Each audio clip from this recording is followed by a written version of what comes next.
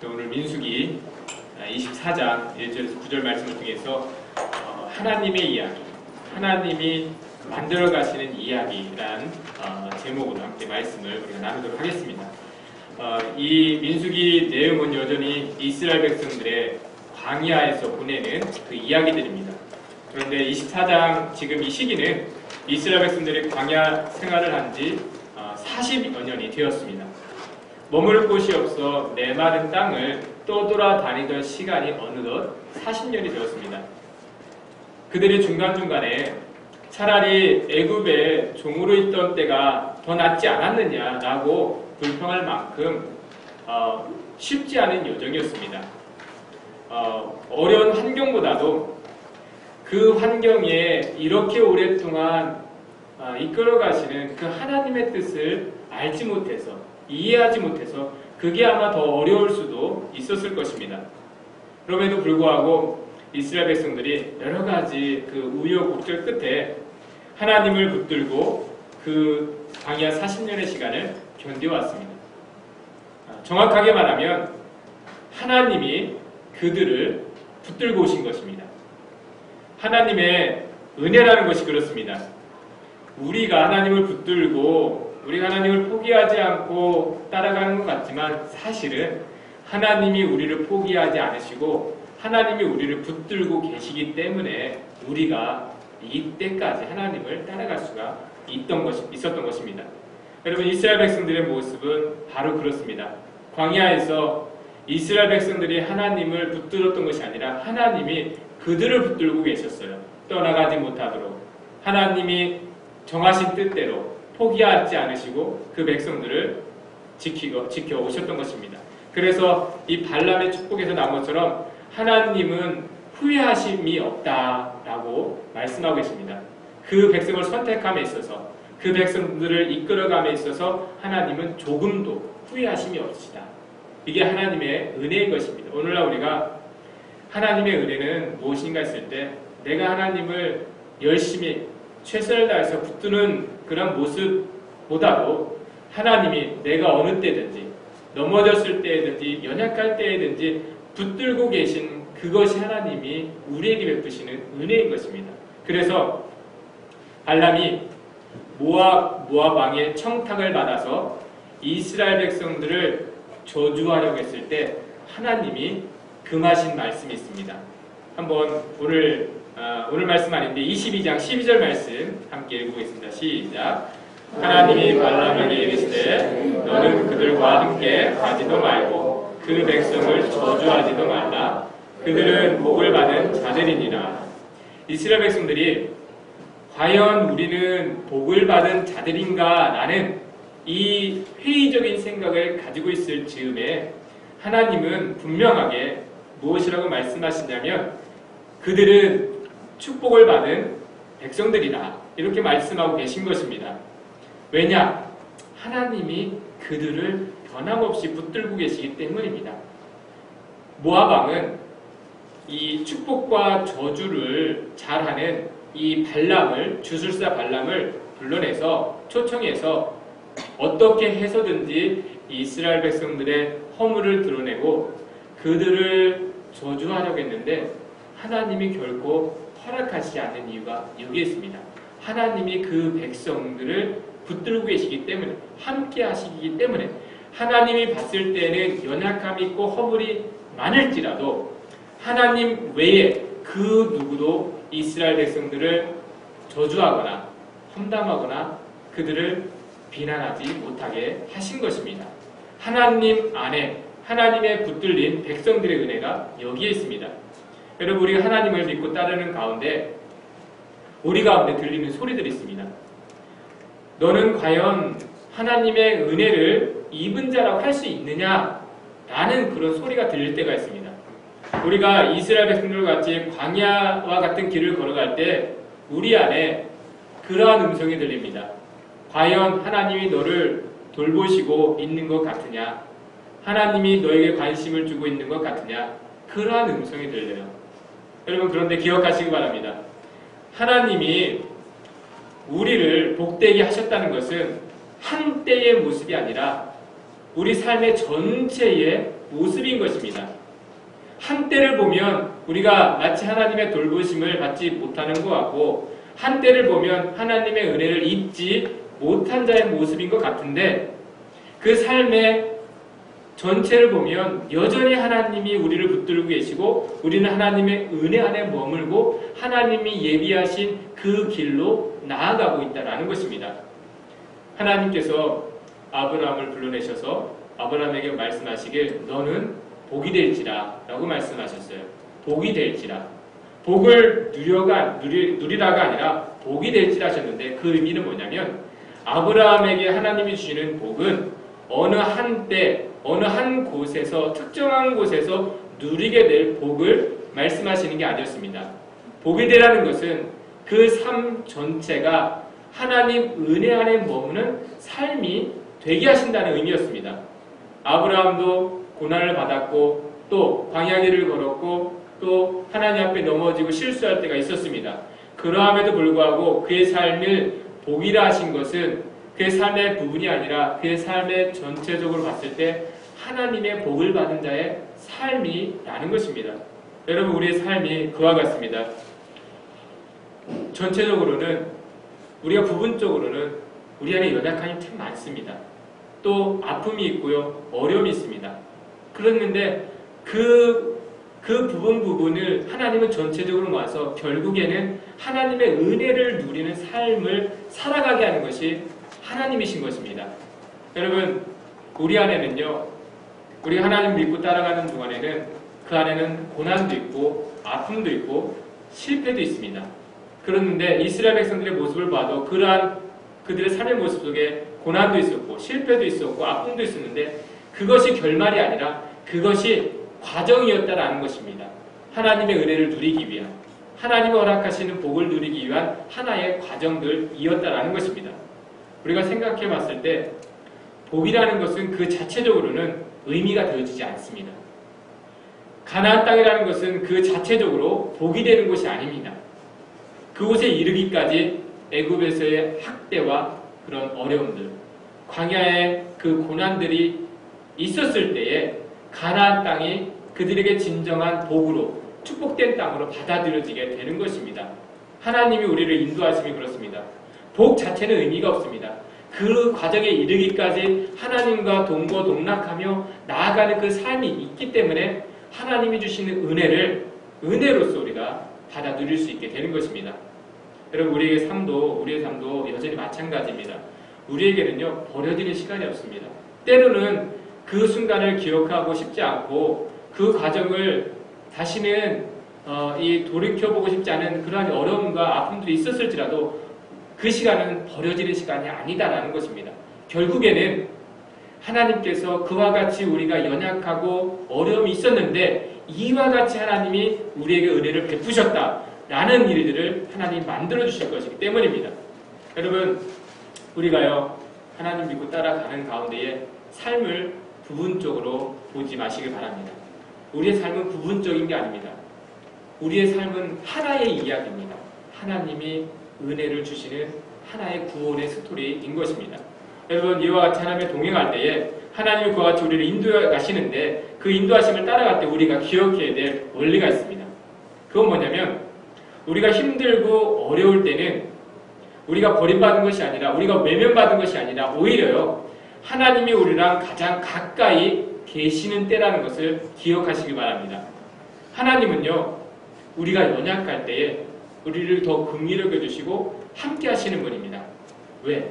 우리가 완전히 넘어질까봐, 우리가 약할 때 우리가 혹시 하나님 앞에서 실족할까봐 오히려 그때에 더 우리를 긍휼히 여겨주시고 가장 가까이서 우리를 붙들고 계시는 분이 하나님이세요. 이스라엘 백성들의 광야의 모습이 그렇지 않습니까? 광야의 기간은 이스라엘 백성들이 하나님으로부터 외면받는 시간이 아니라 가장 하나님이 가까이 하셨던 때가 광야의 때였어요. 광야의 때. 이스라엘 백성들이 실족할까봐, 넘어질까봐 가장 가까이 계셨어요.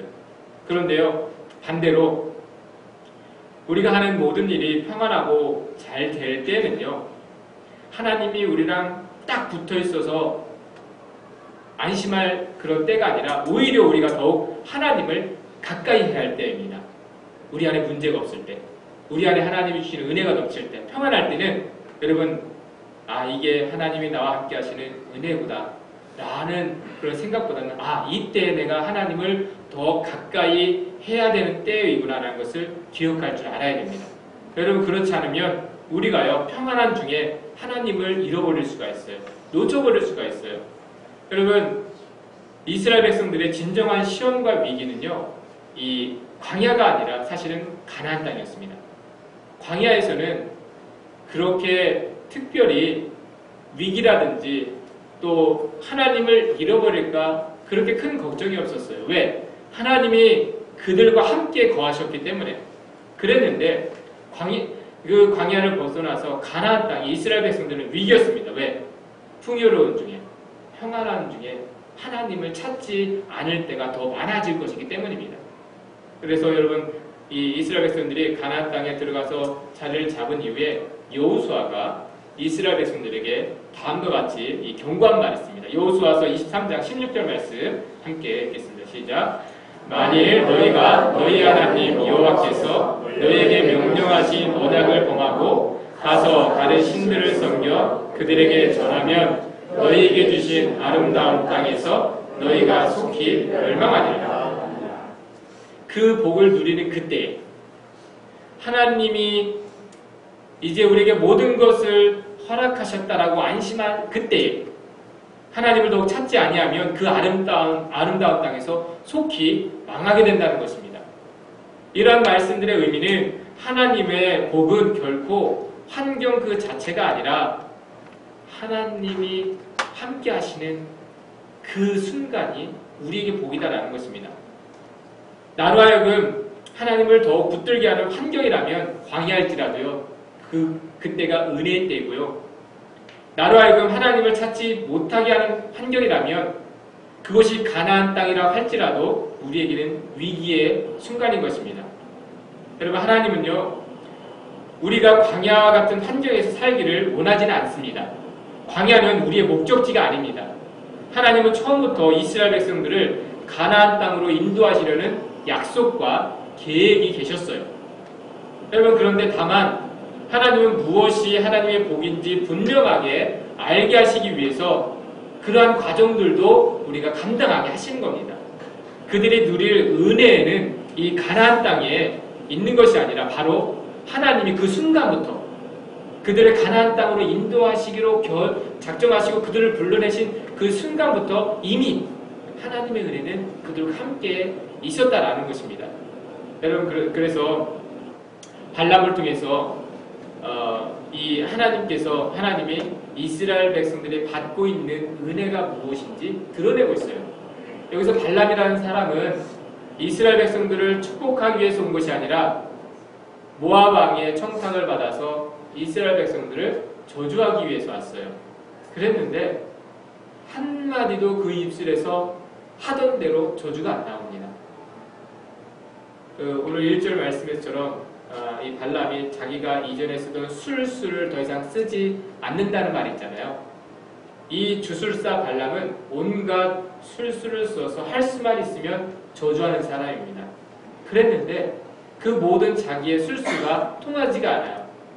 한마디도 이스라엘 백성들에 대한 저주가 나오지 않습니다. 오히려 이 발람을 통해서도 이스라엘 백성들을 향한 하나님의 축복이 나옵니다.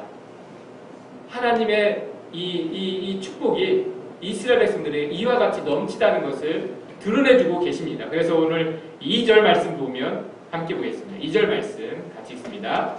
눈을 들어 이스라엘이 그 지파대로 천막 친 것을 보건대 그때 하나님의 영이 그 위에 임하더라. 여러분, 천막이라는 것은 광야에서 이스라엘 백성들이 살아가는 고달픈 모습을 상징하는 겁니다. 천막이라는 것.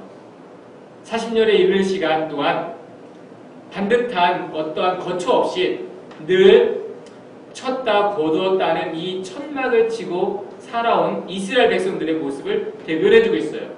고달픈 그들의 삶. 그 천막이라는 것도 이제는 어느덧 낡고 허름해지고 광야의 먼지로 이 누렇게 된 그 모습이었을 것입니다. 그 천막을 쳤는데 그 누추한 천막 그 자체로만 있는 것이 아니라 그 가운데 하나님의 영이 임하여 계시다. 이 모습을 보여주고 있습니다. 하나님이 어떻게 그들과 함께 가고 계시는지, 천막 치고 사는 백성들이라고 가볍게 볼 것이 아니라 하나님이 함께 하시는 크고 두려운 민족이라는 것을 보여주고 있어요. 여러분, 발람이 그 모습을 보고 5절에서 이어서 다음과 같이 계속해서 축복하고 있습니다. 함께 읽겠습니다. 시작. 야곱이여 내 장막들이, 이스라엘이여 내 거처들이 어찌 그리 아름다운고. 여러분, 천막이 눈으로 보기 아름답지 않습니다. 광야에서 낡고 또 색이 바랜 그 천막이 아름다울 리가 없습니다. 그랬는데 발람이 무엇을 보고 아름답다 하냐면 그들의 삶이 아름답다는 것입니다. 저렇게 고단한 이 광야에서도 하나님이 그들과 동행해 주시고 동거해 주시고 보호해 주시는 그들의 삶이 아름답다라는 것입니다. 그 어떤 민족보다도 고난을 많이 받았지만 그 고난 속에서도 하나님이 붙들고 계시고 하나님이 인도해 가실 그러한 삶을 살아가는 그 백성들의 삶이 아름답다라는 것입니다. 여러분, 우리의 삶도 그와 같아요. 우리의 삶이 아름다울 수 있는 것은 우리가 항상 평안하고 평탄해서 아름다운 것이 결코 아닙니다. 제가 여러분들 들려주시는 이야기를 들었을 때 이 살아가면서 여러 가지 어려웠던 일들 많이 얘기해 주시지 않습니까? 제가 들으면요, 삶이 아름다워져요. 그와 같이 힘들고 어려웠는데 그럼에도 불구하고 포기하지 않고 또는 넘어져 있지 않고 이렇게 한 걸음 한 걸음 견뎌 일어서시고 비디어서 여기까지 오신 분들의 이야기를 들어보면 여러분, 아름답게 들려요. 바로 그거예요. 하나님 안에서 우리의 삶이 아름다울 수 있는 거는요, 여러분, 어떻게 그 과정을 견뎌낼 수 있었을까? 어떻게 포기하지 않고 그렇게 따라갈 수 있었을까? 그 모습을 봤을 때 삶이 참 아름답구나, 이렇게 이야기를 해주시는 거예요. 발람이 봤는데 눈으로 보기에는 그 천막이라는 것은 전혀 아름답지 않은데 그들의 삶을 보니까 향기가 있고요, 아름다운 거예요. 그래서 그 삶이, 그들의 모습이 백향목과 같다라고 칭송하고 있지 않습니까? 아름다운 삶, 고난이 있지만 결코 포기하지 않고 하나님과 동행하며 살아가는 그 삶. 여러분, 그러한 삶이 있을 때 아름답고 하나님의 은혜가 그 가운데에 나타나고 있는 것입니다. 여러분, 하나님은요, 우리의 삶이 단순한 이야기거리가 아니라 하나님의 아름다운 구원을 노래하는 삶이 되기를 원하십니다. 또 하나님 그렇게 만들어가고 계세요. 우리는요, 우리의 삶에 대해서 이야기를 할 수가 있어요. 또 우리의 삶을 두고 누군가 이야기거리로 말을 할 수가 있어요. 그런데요, 하나님은 우리가 겪었던 일, 당했던 어려움들, 아픔들 단순한 이야기거리로 남겨두시는 것이 아니라 그것이 하나님 안에서의 아름다운 구원의 이야기가 되게 하십니다. 여러분, 모압 왕은 발람을 통해서 이스라엘 백성들을 실패한 이야기거리가 되게 하고 발람을 초청해서 저주하려고 했어요. 발람도 할 수 있는 자기의 주술을 동원해서 이스라엘 백성들에게 저주의 이야기를 만들어주려고 했어요. 그랬는데 하나님은 허락하지 않습니다. 이미 그들의 삶은 어렵더라도 향기 있는 하나님의 아름다운 그 이야기가 되어지고 있기 때문입니다. 그래서 이스라엘 백성들이 그들의 삶이 이야기거리가 되지 않습니다. 그들이 광야를 지내오면서 당한 시험이나 실패나 고난도 입에 오르지 못하게 합니다. 발람의 입술에. 여러분요, 지금도 원수들은요, 우리가 당하는 고난이나 실패나 연약함을 드러내며 조롱거리가 되게 하려고 합니다.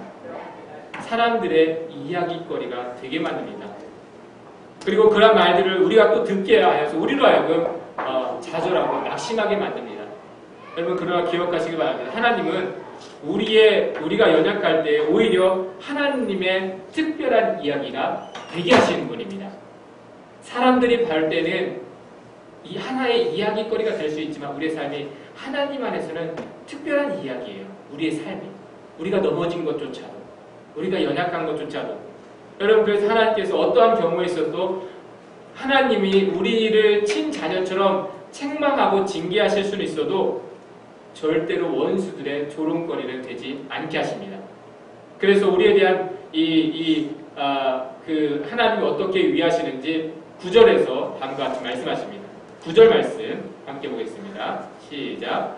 너를 축복하는 자는 복을 받을 것이요 너를 저주하는 자마다 저주를 받을 것이라. 여러분, 이 말씀은요, 우리에 대한 조롱은 하나님에 대한 조롱으로 여기신다는 의미입니다.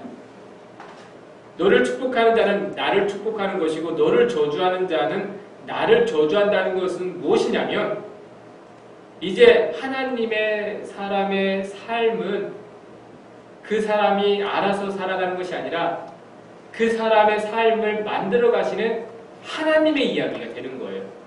그래서 하나님께서 하나님의 자녀들의 삶을 누군가로부터 비방하게, 누군가로부터 조롱받게 놔두시지 않는다라는 것입니다. 왜? 지금 그 삶을 하나님이 관여하고 계시잖아요. 그러면 그 이야기를 만들어 가고 계시는 하나님이 계신데 그 이야기에 대해서 누군가 조롱한다면 하나님을 조롱하는 것과 같이 여기신다라는 거예요. 여러분, 이게 놀라운 은혜이지 않습니까? 너를 축복하는 자를 내가 축복하고 너를 저주하는 자를 내가 저주하리라. 왜? 너의 삶의 이야기는 나의 이야기고 내가 만들어가는 이야기이기 때문에 그런 의미예요. 하나님께서 우리를 어떻게 여기시는지. 여러분, 그래서 우리가요, 우리 자신에 대해서 또는 누군가에 대해서 그 어떠한 일부분의 모습에 대해서 이야기를 할 필요가 없어요. 왜? 나의 삶에 대해서도 그렇고 그 누군가의 삶에 대해서도 그렇고 하나님이 만들어가고 계시는 삶이 있거든요. 그 부분을 보고 우리가 그 이야기를, 여러분, 말을 할 때 하나님이 만들어가시는 이야기에 대해서 우리가 판단하는 것이 될 수가 있는 것입니다.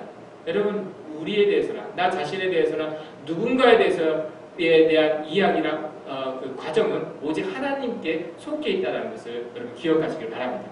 그리고 성경에 많은 사람들의 이야기가 나옵니다.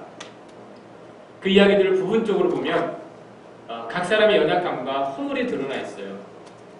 정말 오늘날 우리가 그와 같은 일이 누군가에게 있었다면 가까이 할 수 없고 부끄러워서 말을 할 수 없을 정도로 많은 연약함과 실수와 그러한 모습들이 있어요.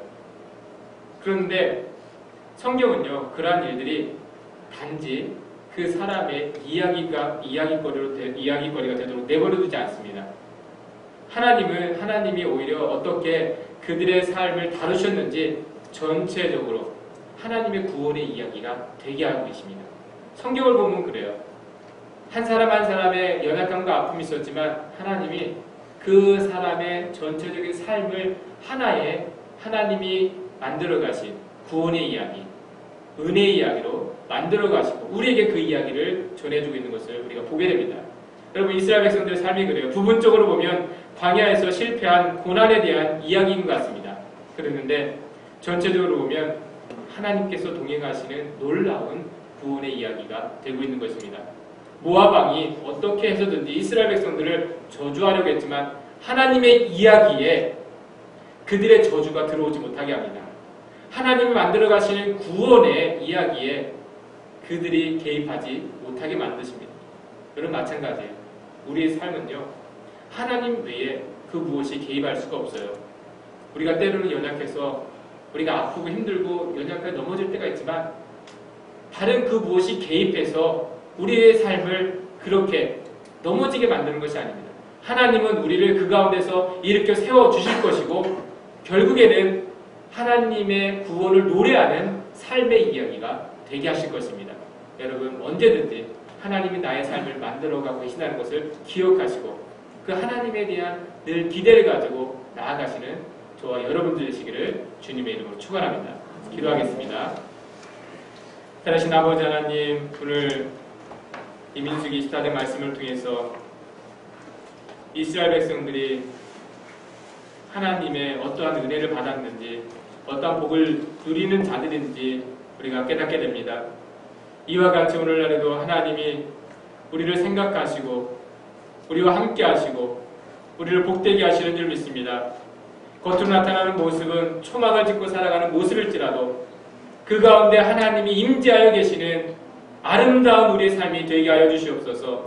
한순간도 하나님 우리를 이끌어가시면 잊지 않게 하시고, 하나님 우리 삶이 결국에는 하나님을 노래하는 아름다운 구원의 이야기가 되게 하여 주시옵소서.